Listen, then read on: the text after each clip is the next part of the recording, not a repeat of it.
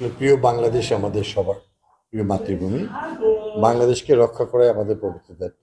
আমাদের মহান স্বাধীনতার ঘোষক, আমাদের দলের প্রতিষ্ঠাতা শহীদ জিয়া রহমান সেই আদর্শ নিয়েই বাংলাদেশের মুক্তিযুদ্ধের আহ্বান করেছিলেন, দেশ স্বাধীন করেছিলেন আমাদের নেত্রী, দেশনেত্রী বেগম খালেদা জিয়া। তিনি একইভাবে গণতন্ত্র পুনরুদ্ধার আন্দোলনে রাজপথে থেকে তিনি আপসীর নেত্রী হয়েছেন। আমাদের বর্তমান দলের চেয়ারম্যান জনাব তারেক রহমান সাহেব, উনি বাংলাদেশের সকল নেতাকর্মী সবাইকে চেনেন এবং ওনার এত নির্যাতন হয়েছে, তারপরে উনি দেশের বাইরে যে দলকে যেভাবে সুসংগঠিত করেছেন, স্বৈরাচার হাসিনা পতন আন্দোলনে তার যে কার্যকরী ভূমিকা, বাংলাদেশের সর্বস্তরের মানুষ এই স্বৈরাচার হাসিনা পতনে অংশগ্রহণ করেছিল এবং আমাদের একটি সবার কাছে অংশগ্রহণমূলক গ্রহণযোগ্য একটি নির্বাচনে আমরা 35 বছর ধরে আমরা চেষ্টা করে আসছি এবং তাতে আমাদের অনেক কর্মী গুম হয়ে গেছে, অনেকে শাহাদত বরণ করেছে এবং লক্ষ লক্ষ কর্মী কারা নির্যাতিত হয়েছে।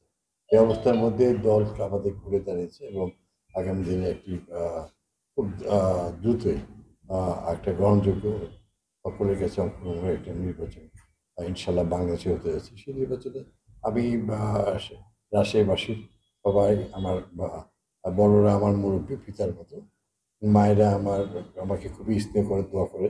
আমার ছোট বোনেরা তাদের জীবনের চেয়ে বেশি আমাকে বড় ভাই হিসেবে সম্মান করে। আমার ছোট ভাইরা তারা জীবন দিয়ে ভালোবাসে। আসলে এই মহানগরবাসী, এই আসন এবং গোটা রাজশাহী জেলা এবং বৃহত্তর রাজশাহী সবার কাছে আমাকে যে ভালোবাসে, এটা আমার একা এটা কোনো সুফল নয়, সবার পরিশ্রমের ফসল। এবং আমার মতো সমপর্যায়ে অনেক প্লেয়ার ছিল, তারাও ভালো ক্যান্ডিডেট ছিল, কিন্তু দল বিবেচনা করেছে।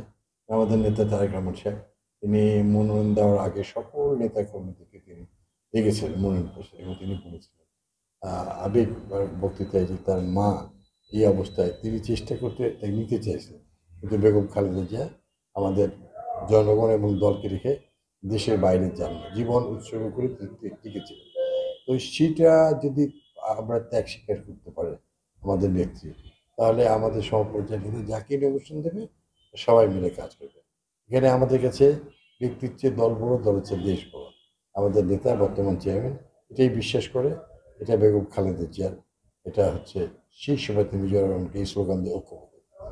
আজও আমরা সেই জায়গায় আছি। আর আমাদের হচ্ছে দেশ পরিচালনা করায় আমাদের হচ্ছে নেতাদের, তাদের সবার অভিজ্ঞতা আছে। এই জন্য বাংলাদেশ মানুষ চায় যে একটি সুন্দর বাংলাদেশ গড়ে তোলা। আর রাজশাহী যা কিছু উন্নয়ন সামনে আছে, যা কিছু এসব কিছুই কিন্তু রাজশাহীবাসী ভালো করে জানে।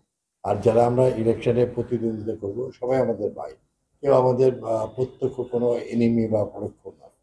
আমরা সবাই একসঙ্গে থেকে আমরা সুন্দর একটা জনগণ যাকে ভোটে